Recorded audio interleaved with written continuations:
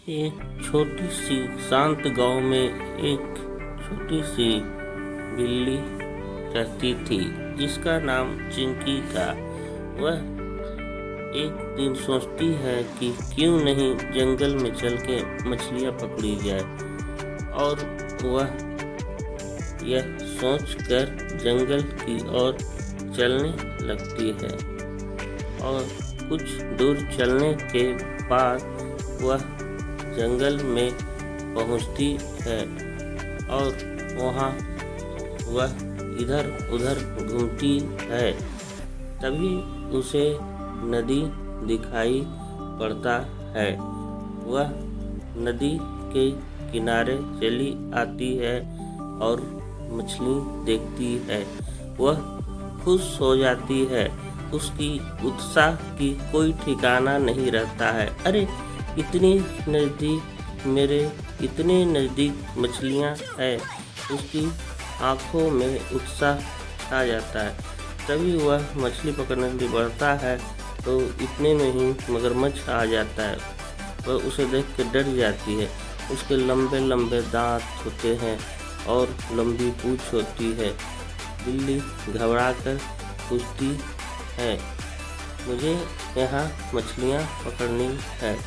तभी मगरमच्छ बोलता है, तुम कौन हो? बिल्ली बताती है, मैं पास के गांव में रहती हूँ, मुझे मछलियाँ पकड़नी है।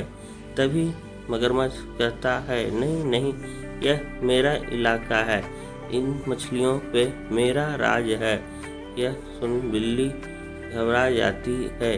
बिल्ली अब सोचती है कि इसे अपनी चतुराई दिखानी पड़ेगी। वह बड़ी ही चतुराई से मगरमच्छ को मनाती है कि हम दोनों मिलके शिकार करेंगे।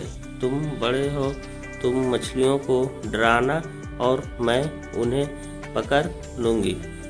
तभी मगरमच्छ बोलता है, ठीक है, चलो मैं नदी में मछलियों को डराता हूँ और तुम उसे पकड़ लेना। और थोड़ी देर में बिल्ली ने ढेर सारी मछलियाँ पकड़ ली और यह देखकर दोनों खुश हुए और दोनों एक अच्छे दोस्त बन जाते हैं।